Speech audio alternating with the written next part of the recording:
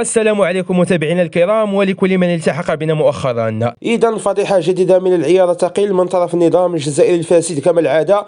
استقبال مضحك غريب وعجيب من طرف المنظمين ديال النهائيات كأس افريقيا للاعبين المحليين للاعبين ديال المنتخب السنغالي المحلي قبل قليل من بعد الوصول ديالهم الى الجزائر من اجل المشاركة في نهائيات الشان. هذا وتم الاستقبال المضحك من طرف النظام الجزائري الفاسد والمنظمين ديال المسابقة الافريقية اللي هي الشان.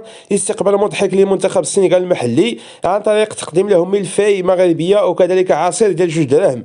دخلنا عليكم مع عباد الله واش هذا استقبال محترف من طرف المنظمين تجاه المنتخب السنغالي اللي هو منتخب معروف على المستوى الافريقي والعالمي واللي كيضم مجموعه من اللاعبين البارزين اللي كيمارسوا على مستوى مجموعه من الانديه البارزه افريقيا. دخلنا عليكم بالله هاد الصور اللي غادي تشوفوا دابا واش هي ديال استقبال بارز ومحترف من طرف المنظمين.